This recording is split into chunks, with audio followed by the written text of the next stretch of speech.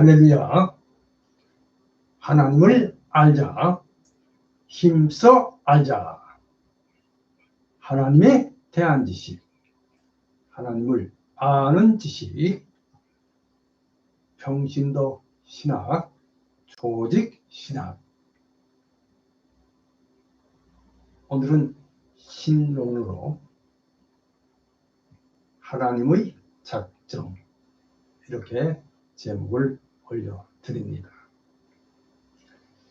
오늘의 말씀은 욥기서 23장 13절에서 14절 말씀과 로마서 9장 22절 말씀에서 23절 말씀까지 오늘의 말씀이 되겠습니다.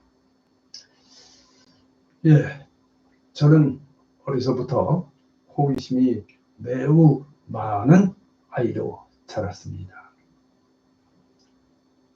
그래서 그런지 이런저런 여러 가지 의문들을 끊임없이 생각해 내곤 해서 드렸습니다. 그래요. 죄로 인하여 죄로 타락한 인류에 대해서 의문이 들어 많은 생각을 하였습니다. 그러나 그 의문은 좀처럼 풀리지를 않고 저희 뇌리에서 사라지지를 않고 자리를 잡았습니다. 자, 그러던 중 성일이 된 후 어느 날인가 성경을 읽던 중에 바로 이 말씀을 읽게 되었습니다. 말씀이 이러합니다. 제가 한번 읽겠습니다. 성경을 알아나니 성경은 능히 너로 하여금 그리스도 예수 안에 있는 믿음으로 말미암아 구원에 이르는 지혜가 있게 하느니라. 모든 성경은 하나님의 감동으로 된 것으로 교훈과 책망과 바르게 함과 의로 교육하기에 유익하니 이는 하나님의 사람으로 온전하게 하며 모든 선한 일을 행할 능력을 갖추게 하려 합니다. 예.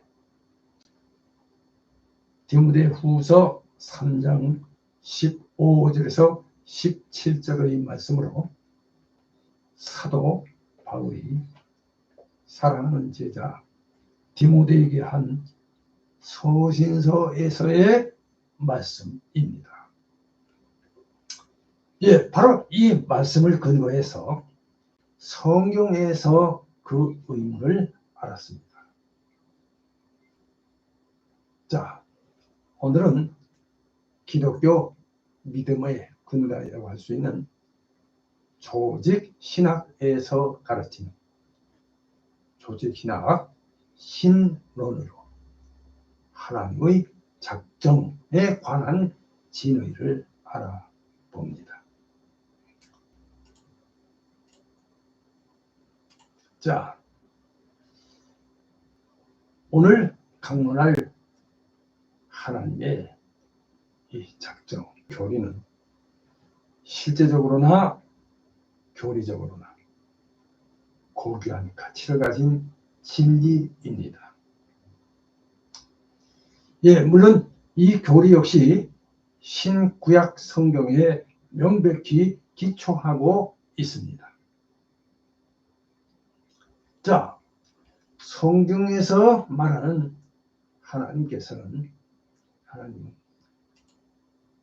그의 완전한 지혜와 완전한 권능을 가지고 장래 영원에서 되어질 모든 사건들을 과거 영원에서 미리 결정하여 두셨습니다. 할렐루야. 자, 이것을 우리는 하나님의 작정이라고 합니다. 기억하시기 바랍니다. 자, 여기서 하나님의 작정은 그의 영원하신 계획이나 목적을 말함인데, 자, 그러니까 창조, 섭리, 구속을 통해서 이루어져 나갑니다. 자, 이는 분명히 특별계시의 교리로서 자연에는 계시되지 않는 교리이며 인간 이성으로는 발견할 수 없는 교리인 것입니다. 예, 이것이 바로 하나님의 작정의 위대한 신비임을 말씀드립니다. 자, 그럼 이제 먼저 1번입니다. 1. 하나님의 작정의 일반적 의미, 이렇게 제목을 올려드립니다. 자, 하나님의 작정이란 하나님께서 장차 발생할 모든 일을 미리 정하시는 그의 영원하신 계획 혹은 영원하신 목적이라, 이렇게 정의할 수 있겠습니다. 자, 이 하나님의 작정이란 하나님이 우주의 과거, 현재, 미래의 모든 사변들을 확정케 하시는 그의 계획을 말합니다. 자, 성경은 가르치기를 하나님께서 영원하신 계획 또는 목적, 즉 하나님은 장차 일어날 모든 일들을 하나도 빠짐없이 영원전부터 미리 청하셨음을 가르치고 있습니다. 할렐루야. 자, 욥기서 23장 13절에서 14절 말씀입니다.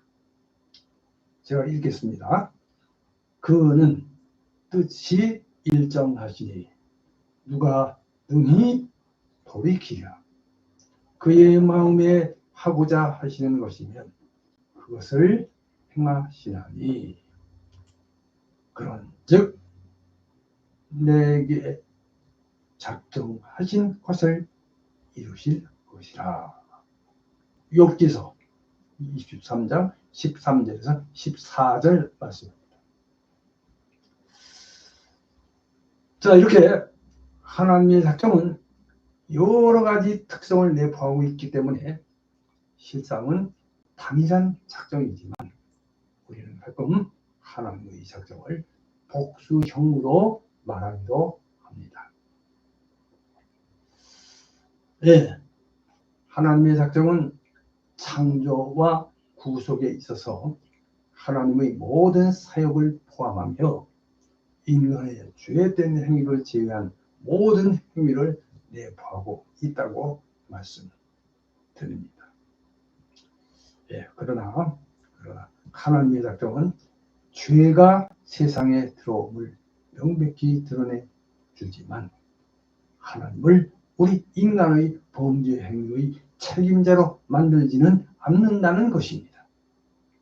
그러므로 죄와 관련된 하나님의 작정은 허용적인 작정이라, 이렇게 말씀드릴 수 있습니다. 자, 그 하나님은 모든 일을 그의 뜻대로, 그러니까 그 마음의 원대로 역사하시는 분이십니다. 에베소 1장 11절 말씀 참조하시기 바랍니다.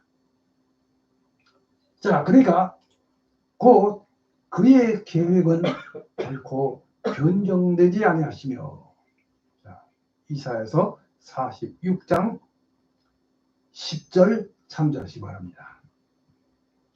자, 그리고 그가 한 번 결정하신 것은 반드시 실현되고야 맙니다. 이에 대해서 이사야서 14장 24절 참조하시기 바랍니다. 자, 하나님은 인간의 선행, 에베소서 2장 10절 이나 또 악행, 잠언서 16장 4절, 사도행전 2장 23절, 4장 27절에서 28절.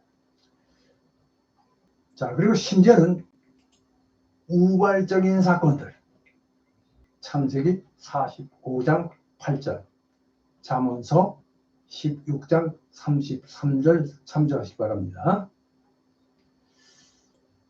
그리고 목적, 또 수단들, 데살로니가 후서 2장 13절, 에베소 1장 4절 맞습니다.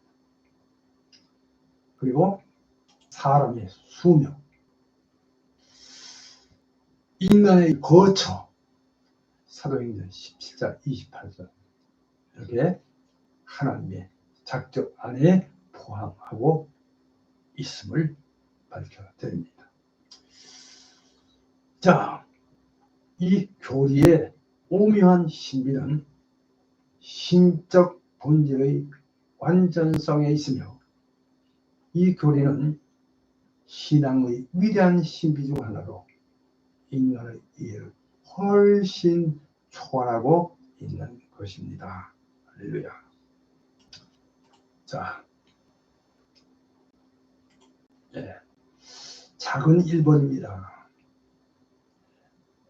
자, 첫 번째로 1번, 하나님의 작정의 특성, 이렇게 작은 제목을 하나 올려드립니다. 자, 하나님의 작정은 인간이 항상 이해할 수 없으므로, 자, 하나님의 지혜에 근거한 것입니다. 에베소 3장 9절에서 11절 말씀 참조하시기 바랍니다. 자, 그리고 또한 하나님의 작정은 영원전에 형성된 것이므로, 자, 영원적이십니다. 에베소 3장 11절. 그리고 또 하나님의 작정은 효과적이므로, 자, 작정 안에 있는 모든 것은 분명히 발생합니다. 에베소서 3장 11절 말씀 참조하시기 바랍니다.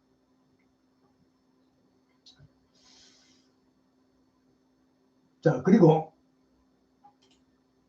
하나님의 작정은 불변정입니다. 왜냐하면 하나님은 신실하시고 참되신 분이시기 때문입니다. 예를 들어서 욥기서 23장 13절, 14절, 이사야서 46장 10절, 또 누가복음 22장 22절 각각 참조하시기 바랍니다. 자, 그러면 자, 하나님의 작정은 자, 무조건적입니다. 자, 그러니까 즉 하나님의 계획의 성취는 인간의 어떤 행위에 근거하지 않고 오히려 인간의 행위를 명백히 합니다. 자, 그 다음에 하나님의 작정은 총포괄적입니다. 그러니까 하나님의 작정 안에 자, 인간의 선악간의 행위, 에베소 2장 10절, 사도행전 2장 23절, 그리고 일어날 수 있는 모든 사건. 창세기 50장 20절. 그리고 자, 인간 생명의 기간, 수명. 여기서 14장 5절, 시편 39장 4절. 그리고 그 다음에 자, 거할 장소, 처소. 사도행전 17장 26절. 네. 모두가 다 포함된다고 하겠습니다. 그러나 하나님의 작정이 세상에 들어온 죄와 관련 지을 때는 허용적인 것임을 말씀드립니다. 할렐루야. 자, 여기까지고요.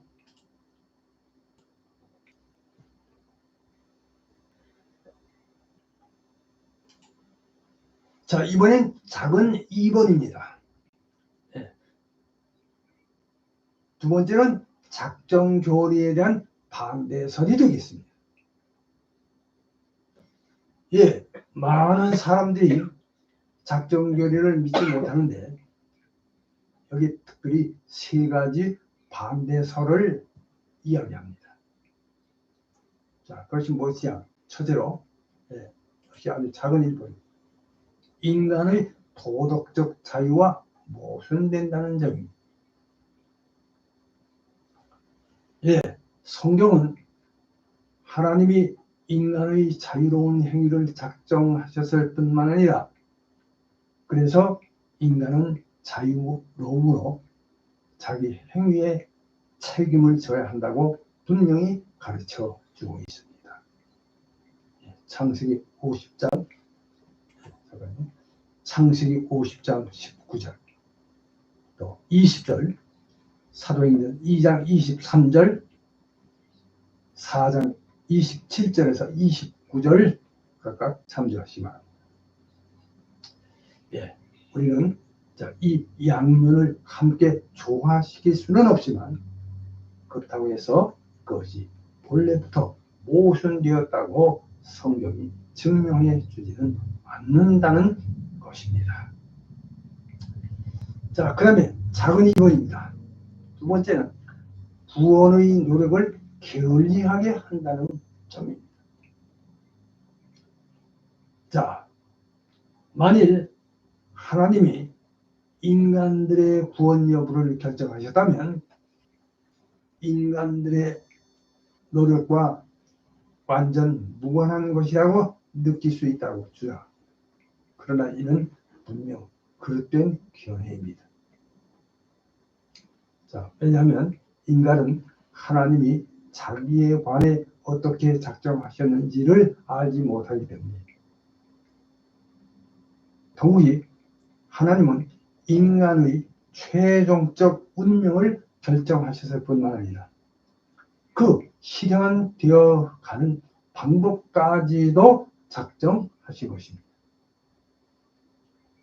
예, 여기서 목적이란 지정된 방법의 결과로서만 작정되어짐을 생각할 때 하나님의 작정은 인간을 낙망케 하지 않고 오히려 더욱 격려시켜 준다고 말씀드리겠습니다.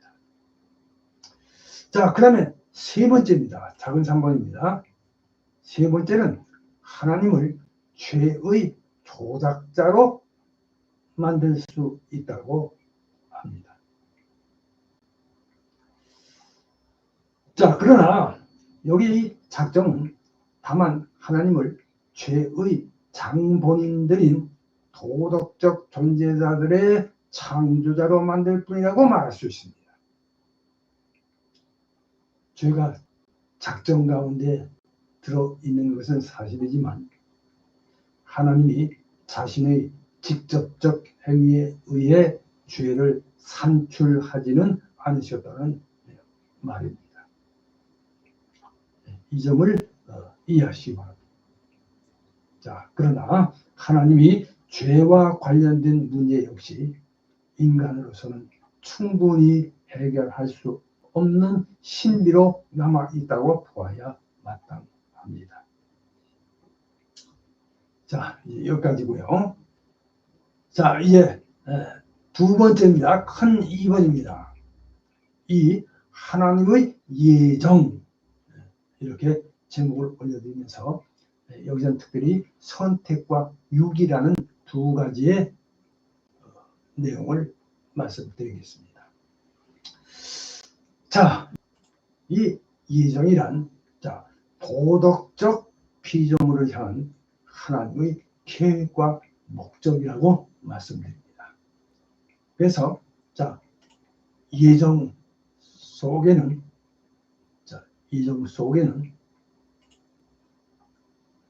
선인과 악인, 즉 모든 인류, 그러니까 천사와 마귀, 또 중보자이신 그리스도를 포함하고 있습니다.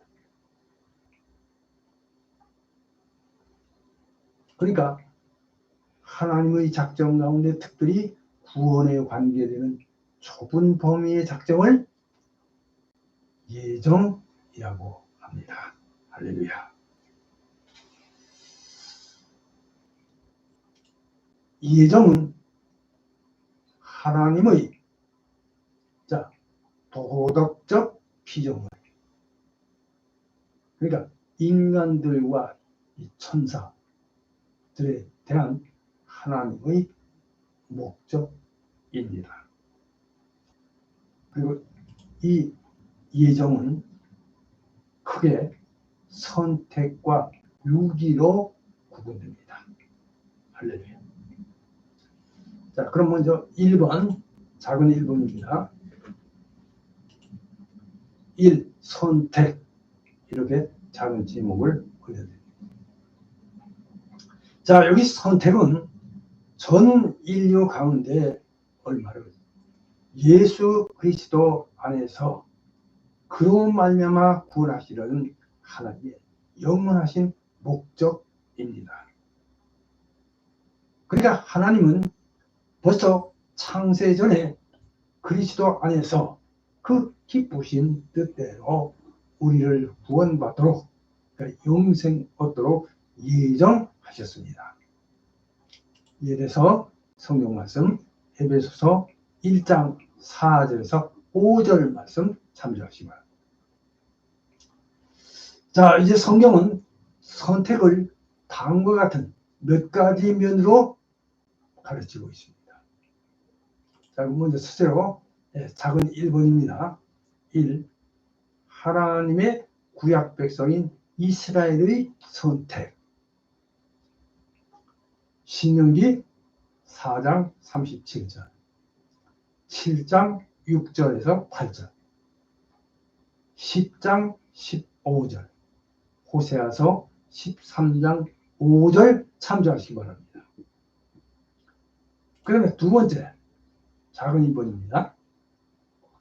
특별한 직무와 특별한 봉사를 위한 인물의 선택.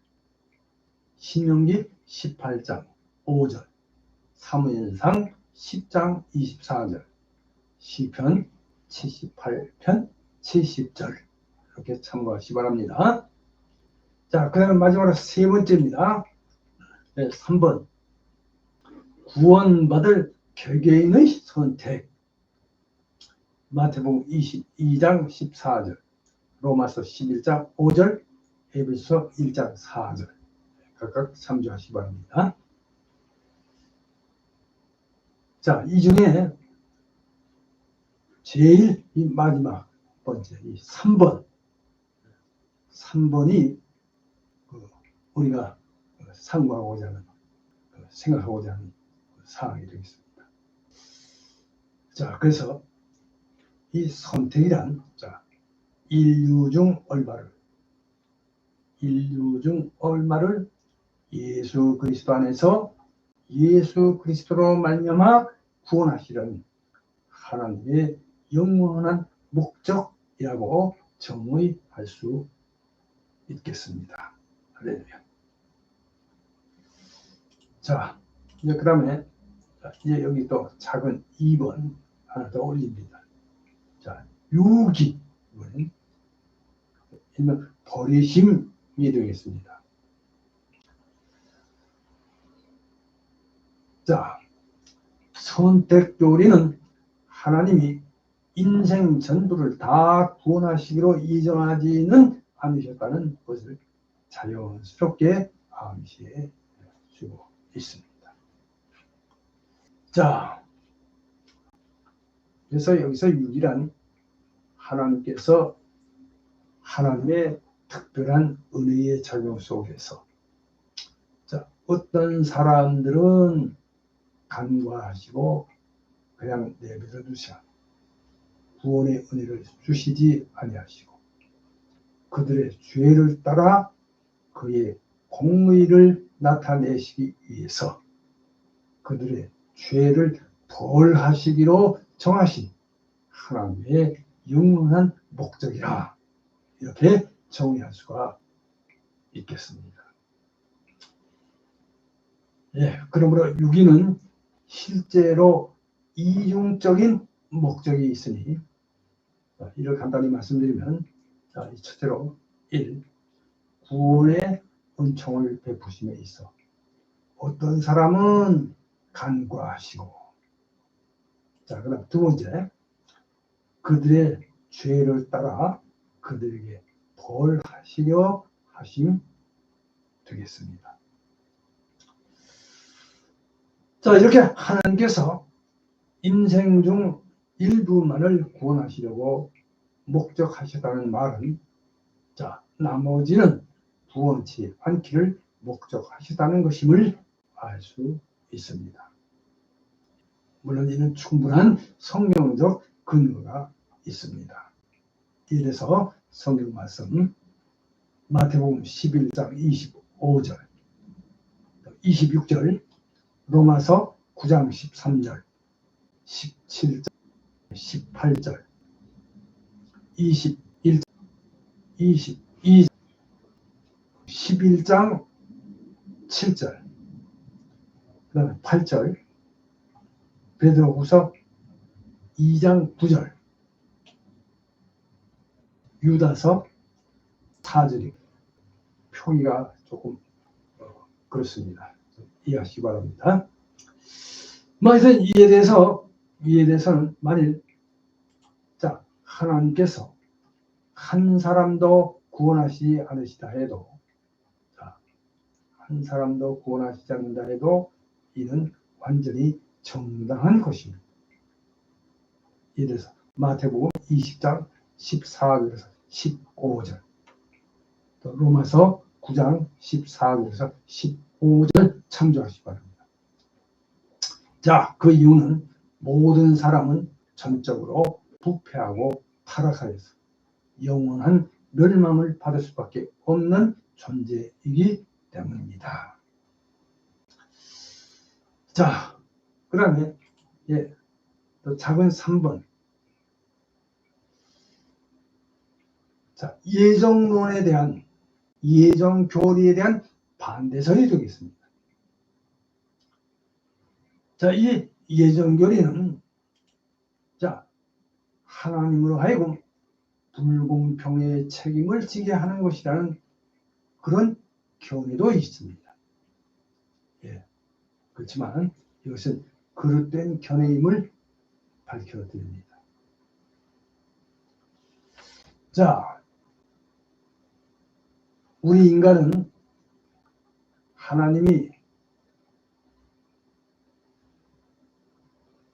우리 인간이 하나님에 대해 어떤 권리 요청을 할 때나 하나님께서 인간에게 영원한 구원을 베푸실 의무가 있다고 할 때에만, 자, 불공평이라는 말을 쓸 수가 있는 것입니다. 자, 그런데, 자, 전 인류가 하나님의 축복을 상실해 버린 상태에서의 이 상황은 아주 다르다는 것이 되겠습니다.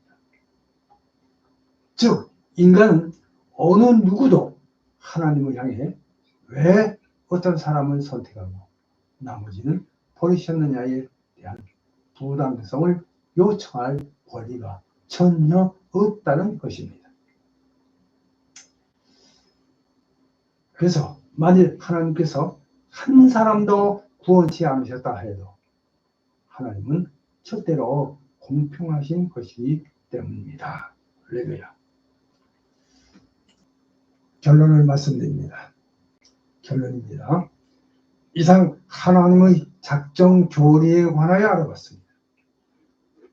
예, 물론 이와 같은 교리는 성경 이외의 그 어떤 다른 사역에서는 배울 수가 없고 오직 신앙에 의해서만 받아들일 수 있다고 하겠습니다.